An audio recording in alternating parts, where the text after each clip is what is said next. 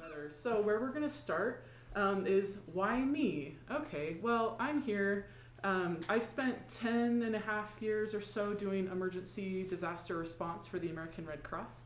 So I would respond to disasters around the country. So hurricanes were my particular specialty, flooding, tornadoes, wildfires.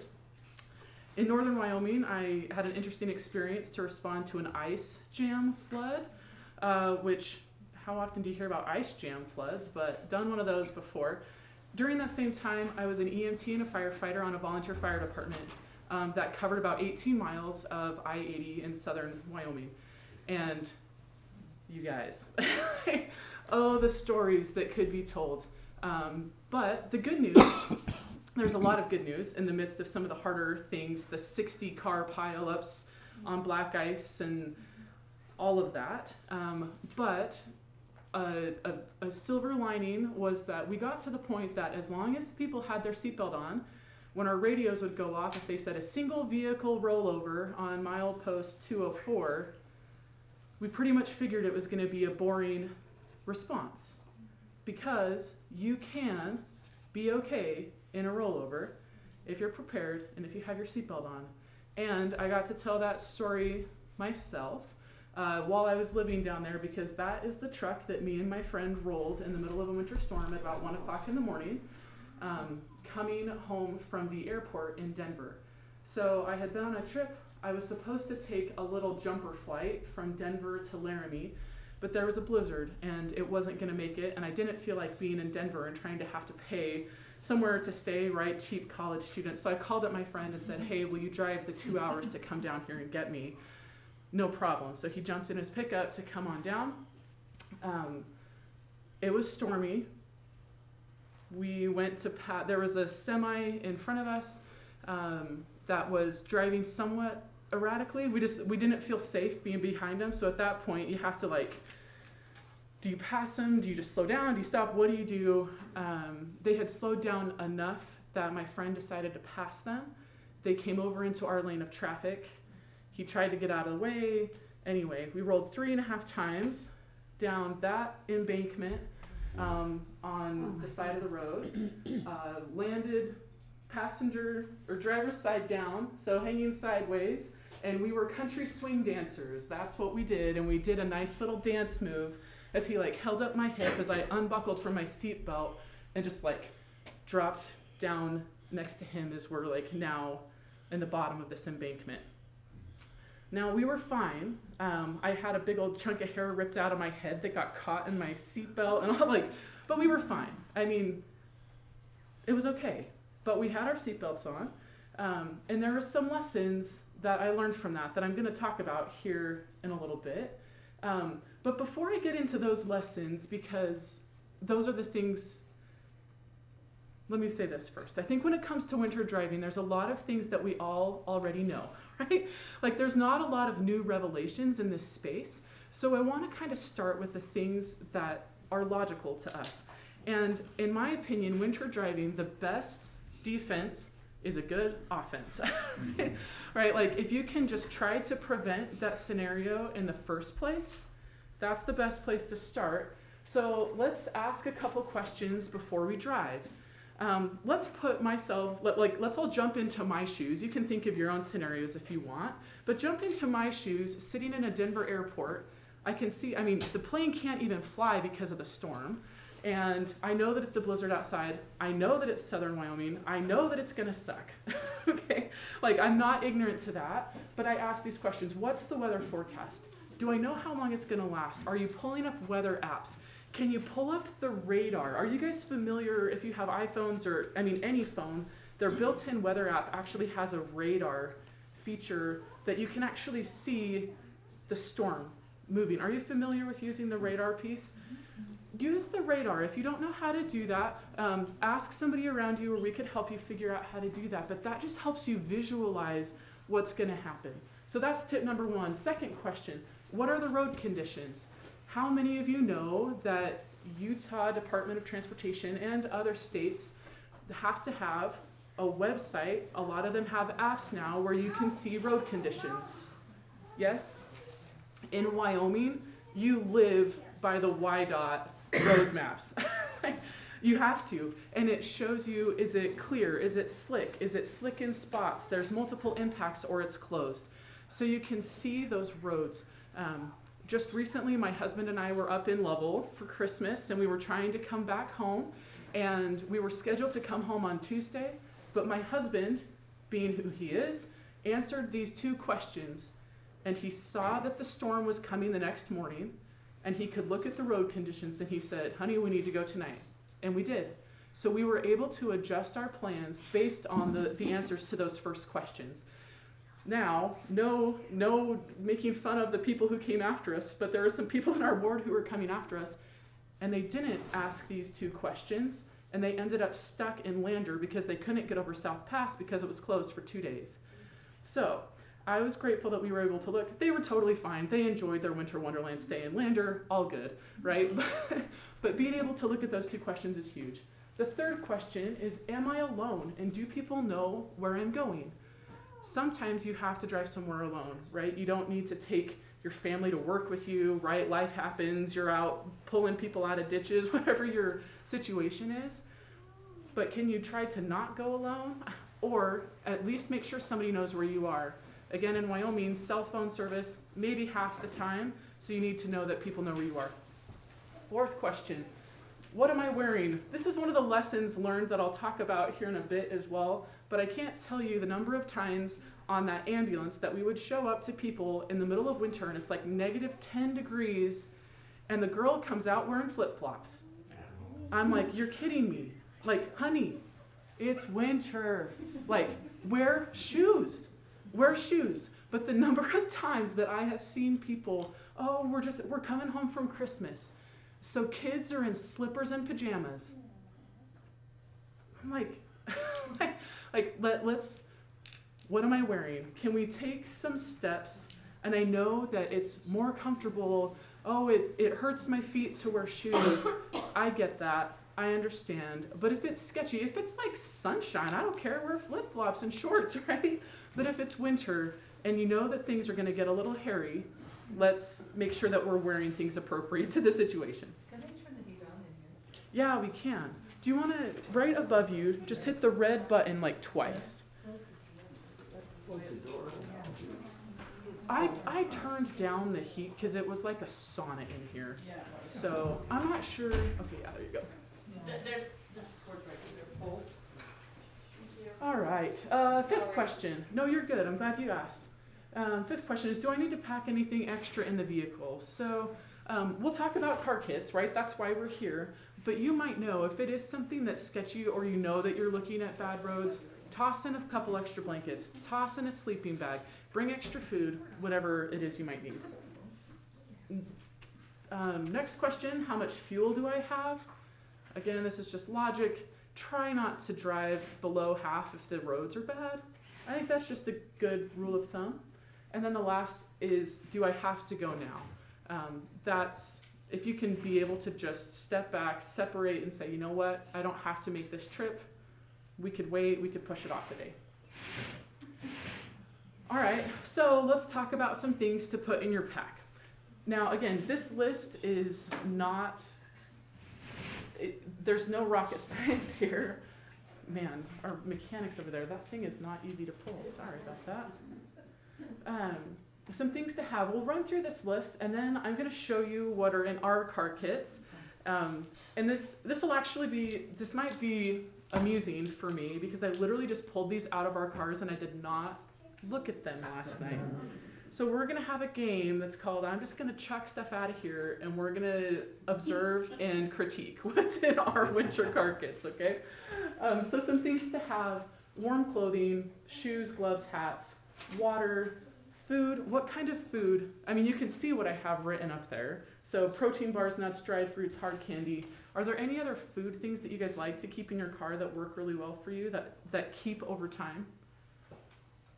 My husband likes to have an MRE on the side, you know, where it's out of the sun. Yeah, MREs are great. Yeah. In the winter, anything. Yeah, yeah. I left a yam in there. I was gonna, put all these. I cooked the yam in there, and it was still good. That's In awesome. the wintertime. That's funny. It's great. Yams. I'll add those to the list. Anything else?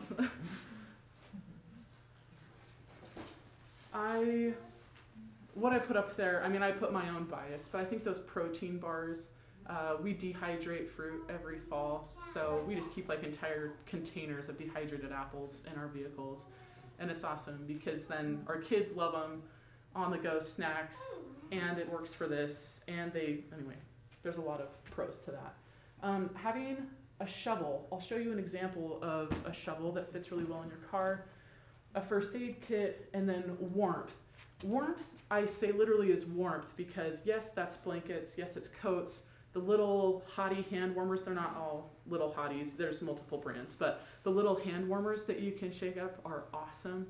And just tucking those in the side, the side little thing of your door panels is so great, and they have gotten us out of a bind more than once. All right, so let's dig into these kits. Here's an old school thing. It's not even wrapped up, but this is like a jumper box. What would you actually call it? What's this thing called? Anybody? Jumper cable. So, but this thing is battery powered, so you don't have to have another car. You can just hook it up. This is old school. They make these now. So this is like a compact lead battery that's in here. They make them now with like little lithium The size of a cell phone. that are like, yeah, they're like literally this big, and you can like fit it in your glove box, and it's awesome. And they work better than these big honking ones from the dinosaur age. You can get them at Harbor Freight. You can buy the lithium ones at Costco. You can buy, sometimes, it's kind of like a seasonal thing with them. You can get them on Amazon anytime. Yeah, and they're awesome. Charge your cell phone or anything. Yeah, these are awesome. I think ones like this, I mean, 40 to 60 bucks. I think the lithium ones are about the same, $60-$70. So not cheap, but not expensive, right? It's good middle of the road. Okay. What's your life worth? I know, right? It's insurance. We're buying insurance, people. Okay, so this is a bag that me and my husband have put together. We have one in each of our cars. We bought these, I mean, who doesn't have like 8 million drawstring bags? We bought these ones at DI, and we, this like isn't our end all be all bag, but it's been really nice. All right. So here's our protein bars that are totally mangled and mashed, but totally delicious and functional still. Personal favorite, just give me my mashed potatoes, okay? So just mix with water, and now you got tasty mashed. And you could, I mean, if you get hot water, fine, but these work just fine with cold water, and cold potatoes are fine. Next favorite, you can get these little tuna packs that are great, that do really well in heat and cold, don't take up a lot of space. There's protein in here. So love these. Yeah, Slim? If you want, they actually make ones for your kids who don't want to just eat tuna. They make little packages with crackers. Oh, and the sweet. Tuna. Yeah. Oh. It goes There over you better go. with kids. There you go. So we love these. We take these things backpacking with us because they're so compact and light. Here's more mushed granola bars. Here's just some ibuprofen and Tylenol that we just put in a plastic bag. You can buy like just the little bottles. I have a bottle that the lid, for the life of me, I can't get to stay on. So I just like poof pills all over the bag that it's in. So I've upgraded to a little plastic bag with our medications. Hard candy, so Werther's Originals are our personal favorites. Other little fun things in there. Bottled water, more potatoes, and then lighter. Yes? I was just wondering why you have hard candy in here. So I like hard candy because the sugar actually can do a lot for energy if people are diabetic, if they have like low blood sugar things, and people will know their own bodies as to, right, some people just can't do sugar and it depends. I like these for like our kids. My kids, like we don't eat a ton of sugar, but this is something that it just lasts for a long time. It goes far. It never goes bad. So, yeah. Some things that are normally in here that aren't, so glad I'm doing inventory, is a lot of times we just have like a garbage bag. Like just a big old plastic garbage bag. People are like, oh, well, what's that for? Well, it's for ward parties when somebody forgets a garbage bag, which is literally where the one that was in here went. But you can use it as a poncho. You can cut it open to keep rain off of things. If you have a window that doesn't roll up suddenly for some unknown reason, it can cover a window.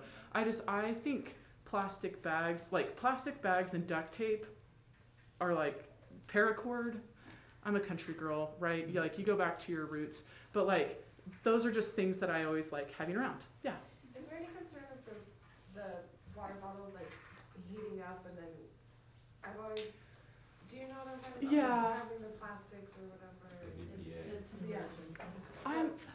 I've not been concerned about that. Yeah. I can understand that. Yeah. I just wondered if it's I if it's hoopla or if it's legit, I don't know. Anybody, Slim, you're an expert. Do you have any insight onto that? I think kind of what she said earlier, yes, if you were drinking it really frequently, and if that's something that concerns you, but in an emergency, one time isn't gonna. Yeah. We could always keep a canteen. Yeah. There's other sources.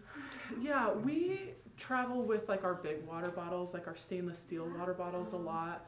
And the other thing is these end up rotating really quickly out of our vehicles. Like different things happen and we end up rotating them pretty quickly. So it's not like this has been there for multiple years from 120 degrees in a car down to, freezing. So, all right, any thoughts, no comments? duct tape?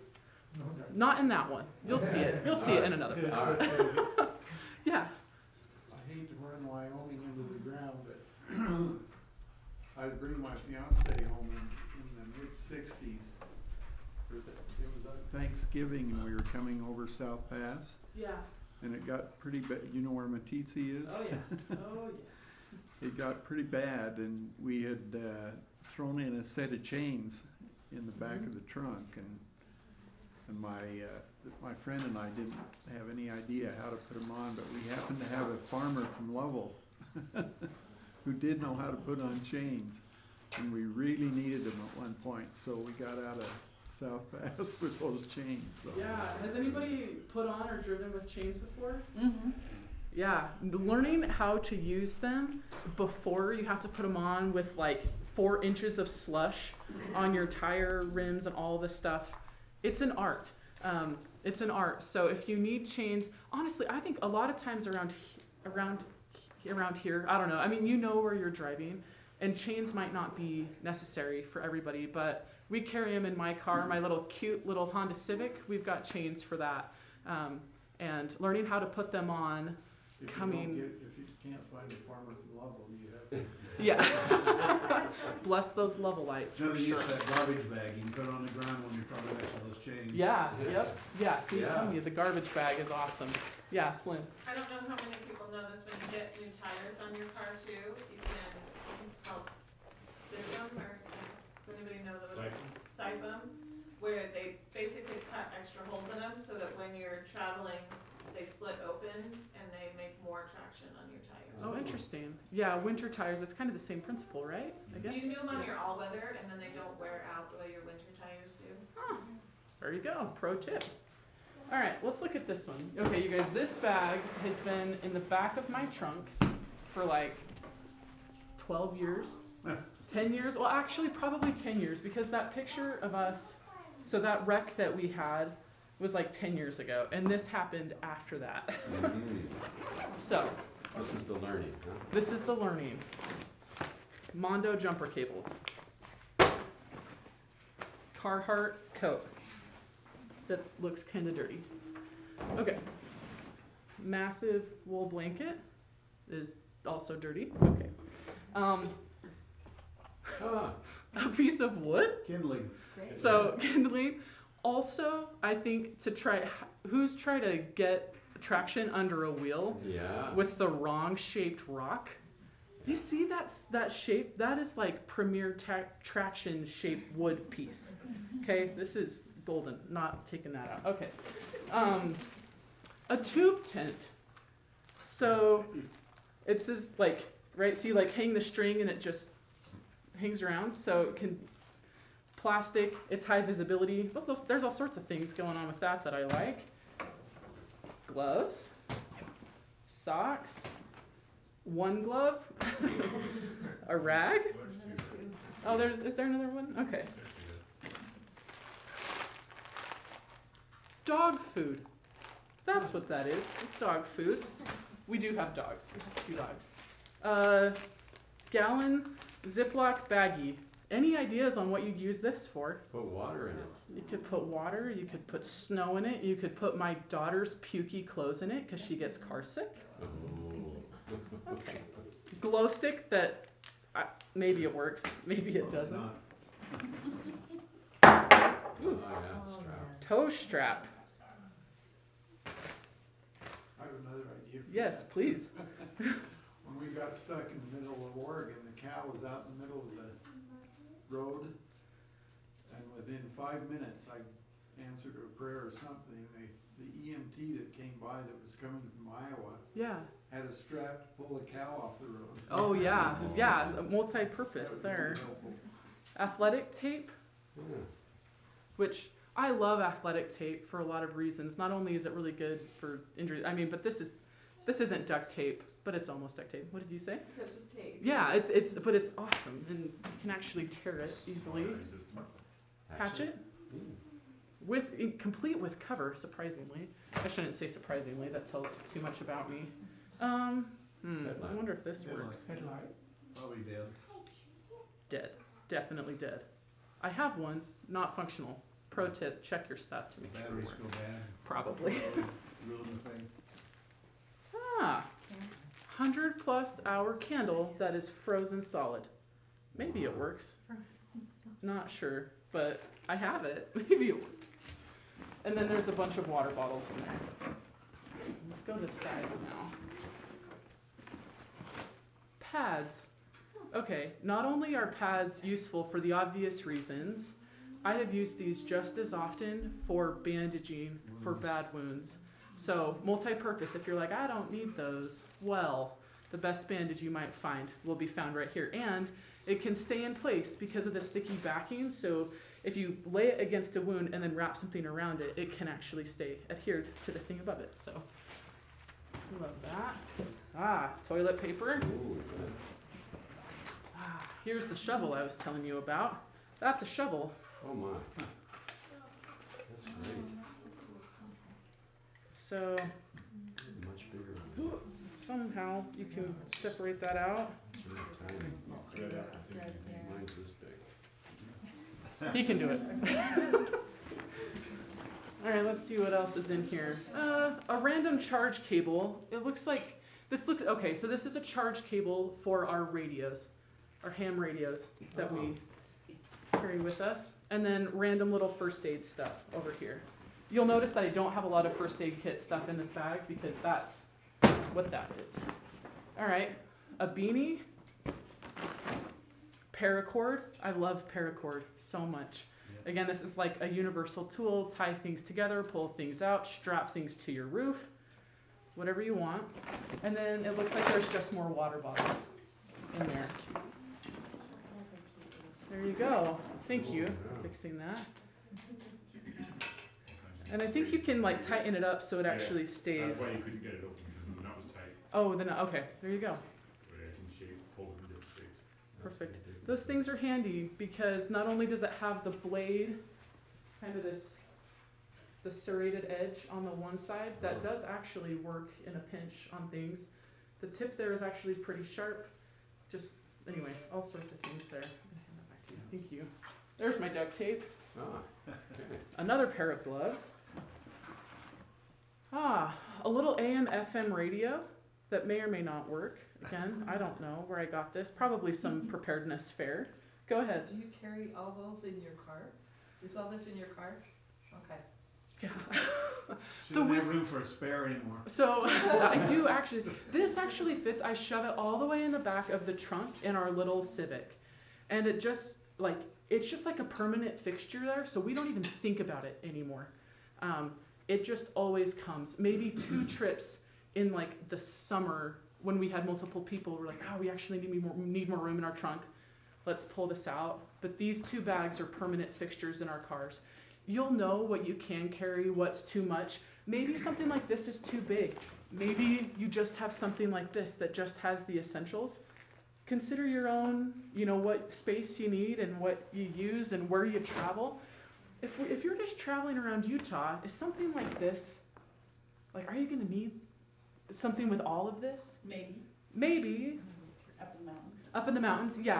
I'm thinking, like, if you're just like going from here to Salt Lake and back and you're just like in the main thoroughfares, maybe not. But for us coming from Wyoming, where like anything is possible, good and bad, that's why we made this decision for our family. Not required for everybody. Yeah, slim. Anybody who has a minivan, well, at least a Honda minivan, I know all of them, have we call it a pirate's hole. Yeah. And in the center, you've got that kind of hole that you have to pull a chair out to get to. That's a great place. Yeah, Because you don't usually That's a use good it idea. for packing other things in your car. that's a good idea. Yes, please. A lot of the cars have space around the spare tire under that cover, so a lot of our stuffs are not necessarily in a bag altogether. It's tucked around the spare tire. Oh, cool. We have a military shovel, a little bit bigger than this, but same Yeah. design. And then we Good have idea. stuff that we'll move in and out of the car as the season changes. Great. And the blankets, you just open it up instead of having it packed smaller. Yeah, Just do Yeah, what fits great in your ideas. space. great ideas. I think we're pretty much to the end here. So there's the big emergency sleeping bag, actually is what that is. There's an MRE, whistle, utility flames. This is like, it's like gel that's kind of like a Flammable? flammable gel thing to start things on fire. And there's another poncho, and then there's our hand warmers that are also probably way old and probably don't work anymore. But there's that. Yes. Can I just add one more thing? My Yeah. dad always had us have a small pack of kitty litter in our car. Oh, great. Yeah. Tell Because us you can why. have it small, because that you can use for like getting traction and in the snow or that kind of thing. You can use it for lots of things. You can use it for a For- lot of things. Yeah, I For love putting on that. gasoline or that kind of thing. Anyway, he just That's a let great us idea. always have a small bag of kitty litter, which would fit in your bag right Mhm. there. Yeah. To always have kitty litter. That's a great idea. Thank you for saying that. All right, I won't take the time to go through, but I packed this bag when I was an EMT, and I've not really changed it much since then. So this is like comprehensive first aid. Does everybody need a first aid kit this size? Absolutely not. But definitely have something in your bag that you can use for first aid. So let's, We do, just to say, we do what you do with your pills, is we just get a Ziploc bag and put Band-Aids in it. yeah, And that's Ziploc bags are so nice because they amazing. keep the water out. They can And do they're all sorts of small, things. they're condensed.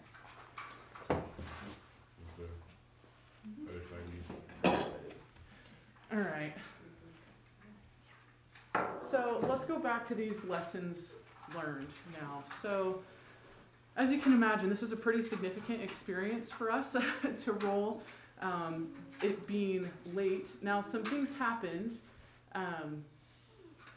that were pretty impactful. So I already talked about the first one, and that is wearing your seatbelt. I hate to think about that day of what would have happened if we hadn't had our seatbelts on. There are too many stories to tell. I mean, just a little under 6 months ago, there was a guy in Idaho where my husband lives who was just driving down a road. He drives down every day and was distracted. I mean, he was 3 minutes from his house and he overcorrected and he rolled and he was ejected and he died, and he's got like 4 kids at home. And I'm like, I hate this. I hate this. Wear your seatbelt. Like, that's not to say 100%, like, and I'm like, please understand the spirit in which I'm saying, right? I am not criticizing or judging or anything. I'm just saying, like, please wear your seatbelt. That is the best defense you can have against anything where you're at risk. When that risk of an accident is heightened, please wear your seatbelt. Yes. Well, you become a torpedo too, Yes. for other people. Yes. Yeah. Yeah. So, okay, just wear your seatbelt every time. Go ahead. There was a gentleman that I knew down in St. George, this has been years ago, and he was actually a student there at St. George, and he never wore his seatbelt, never. And he was in a rollover like this, similar to this, but it was crunched really bad. And he survived, and he's a walking miracle. But let me tell you what, But he wears a seatbelt he now. wears his seatbelt now. Yeah. Yeah. Yeah. Yes. I need to go pick up my wife. Can Okay. I ask you what your maiden name is? Savage. Savage? Yeah. Not familiar with that. Savage through and through. No, we're practically family. If you're from Powell, I'll claim you. All right. The next Thank you. lesson, you're so welcome. The next lesson is something that we've kind of already talked about, is wearing warm clothing. So if you know that it's going to be winter, just wear a long sleeve shirt, wear your boots, wear pants, wear clothes that you could at least get out of the vehicle and be comfortable at least for a couple minutes. But if you get out and immediately are feeling in need, that could be a challenge. All right, so these last two were probably the most significant. The ability to find warm clothing. The reason why I have started packing things in a duffel bag in all one place, or things that are visible, is because we talked about seatbelts and things get ejected, including all the stuff that you have in the vehicle. And I cannot tell you how awesome it was to finally climb out the back window of that pickup. And I had a long sleeve shirt on, but I didn't have a coat on. And Hunter, the person I was with who was driving, he was like, I've got a bag of stuff. And we were like, crap, where is it? Where is it? It's not in the back of the pickup. And it was literally like 100 yards down the way, but we saw it because for whatever reason, and he did not do this consciously, but for whatever reason, he had stored it in a high visibility orange garbage bag that was tied. So, in all the things that we can't see because it's pitch dark down there and it's snowing, right? There's like 2 feet of snow down there. We could see that high visibility bag with all of our stuff. Now this one's black. I wasn't going to pay for a high visibility bag, but I was like, at least everything is stored here. And I think about that because we also have things that are just like tucked around and in different places. But like the big things, that is why we have chosen to try to keep it consolidated. Because if things get ejected, you want to be able to find them again. And then the last thing was the ability to communicate. So how often do you drive and you have your cell phone just like sitting on the center console next to you, or in the cup holder, or in the whatever? Yeah. We both lost our phones. So we both had them. They both were fully charged, but we had no cell phone access because both of our phones got ejected out of that truck. So the semi who ran us off the road ended up being behind us when we went off, and he never stopped. Oh. So now we're down there in a really untraveled road in northern Colorado, is actually where we were at the time, with no cell phones. And finally, a snowplow stopped by. That was probably 30 minutes later, and he like let us keep his like little like flip phone, like the snowplow flip phone. But now we're in the space of, whose number do you remember? Yeah. I have my parents' numbers memorized, who live 8 hours away. Helpful. Great. So now I'm like calling my parents at 2 o'clock in the morning, which is a college student you don't want to do, because now you're going to freak out your parents. Oh, don't worry, Mom. We just rolled 3.5 times off a cliff and we're good. I promise. Do you have Tyson's number? And they're like, what? So being able to keep your cell phone, this is, me and my husband are pretty committed to this now, that if the roads are bad at all, we keep our phones in the center console closed. Okay. Or we keep them in our pockets where they're not going to get ejected and thrown out, because two issues, right? You have to have it, and you have to have the numbers to use, even if you had somebody else's. So there's the quick summary right there. So wear your seatbelt every time. Warm clothing. Don't wear flip flops if it's snowing, right? Flip flops. ... etc. etc. Find warm clothing. Keep it in a bag. High visibility if possible. Maybe you just tie a little string to it. I don't know. However you want to find it. And an ability to communicate. Store that phone where it won't be ejected. Can I say one thing? Please, yeah. I grew up in Southern California, so I can Mm. navigate 5 lanes freeway just Yeah. fine. You put me in snow and I'm lost. But I had to laugh because I bought a Subaru thinking, Mm. oh, I can, you know, pretty much go any place and stuff like that.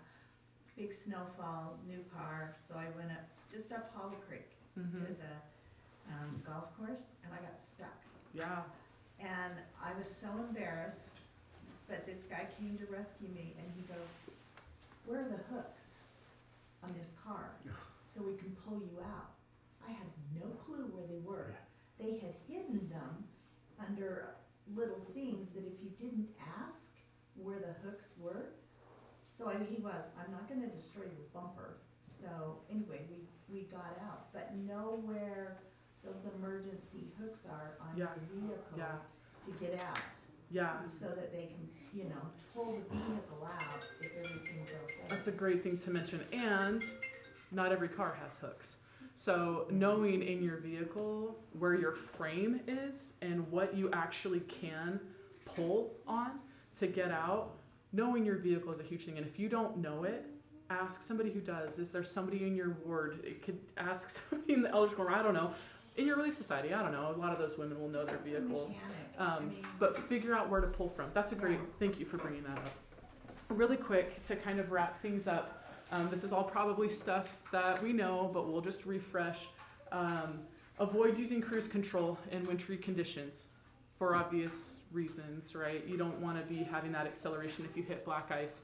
You want to be able to take your foot off the gas. And what do you do if you hit black ice? Not only do you take your foot off the gas, but what do you not do? Hit the brakes.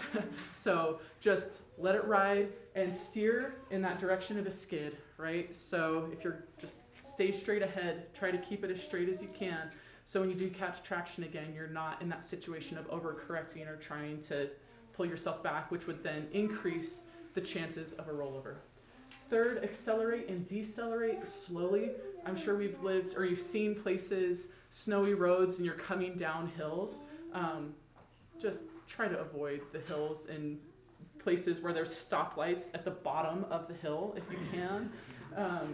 But just Pump your don't brakes. underestimate those. And pump your brakes, don't keep them. Yeah, on snow, on black ice, I mean, They you're won't gonna be matter. trying, yeah, you're gonna be trying anything you can at that point. But yeah, pumping it will always help. Next is increase your following distance. You guys, what's the average following distance in Utah? Half a foot. Like 7 inches. So, like I'm not trying to make fun of anybody here, but it's that sweet spot of like in driver's ed, right? They say 3 to 4 seconds of following distance, which you can never get here because what happens? People. Then people comes in. So the sweet spot of following distance is following more than 7 inches and close enough that somebody doesn't cut you off. Okay, but increase your following distance, and just be aware of that and be watching always, because if you're distracted, things happen in a second. I drove in California for 40 years and I get scared the crap out of me every time I get on the road out here. Amen. Amen, brother. Yeah. Last point is don't stop when going uphill if possible, and also don't accelerate quickly uphill. So just a couple weeks ago when I was driving up for Christmas, I was in our big pickup and my husband was driving my sister's Suburban anyway, whatever. I was in our big pickup and the roads were kind of sketchy, but they were like fine at this point. I mean, we were going like 50, 60 miles an hour, but I was starting to go up a big hill and I could see that somebody was off the road on the left side, but I accelerated again, and just simply accelerating, I cut loose going up this hill in a F-150, and I was fine. I mean, like, it was fine, but I got up and my husband was like, just gotta be careful, like accelerating uphill, like just be so careful. I mean, that jerky motion on ice with hills can be risky. Yeah, go ahead. You're talking about hills. A tip I learned from my dad. I lived in Salt Lake over a winter, November to March or whatever. Yeah. And it was a tiny little dumb pickup truck that had rear wheel drive. But I'm going up and down hills in Salt Lake. But he put I don't remember exactly what it was that he weighed it down with. It was sandbags or salt bags or something. And so Yeah. just having that weight in the bag Yeah. helped me on Yeah, the that's hills. yeah. in the snow. Add weight. I still got stuck a ton, but Yeah. Add weight if you can. Thank you for being here. I hope this has helped. I've hoped. Yeah, brother. Can I say one more thing? Please. This has been very good, but there are other circumstances you have to be careful about. You have to be 100%. aware of what you're doing. Cell phones don't work everywhere in this state. Now, I worked in Palm Springs for the Boy Scouts, and one of my jobs was having to go out to 29 Palms. That's an overnight trip. You can't make it and get back in one day. So, as an amateur radio operator, I convinced my wife to get one so that if something happened, she could save me. And more than once it had, because if you blew a radiator Yeah. hose on that desert someplace, and there's no cell phone. Yeah. Of course, there weren't cell phones when I was doing this, but even it still applies today. Right. You have a way to get communication, to get help. So if you're doing something like that, you might want to look into getting amateur radio capabilities. For sure. Yeah. I mean, satellite phones, amateur radio. If it happens, and you need it. Yeah, there's a lot of stuff. So the takeaway from this class is there's not a one size fits all, right? Not everybody needs the big bag, not everybody needs the stuff. But if you were in Tyler's 72-hour kits, it's the same principle, right? Like know what you need, customize it to your family, and the best defense is a good offense. So good luck. All right, thank you.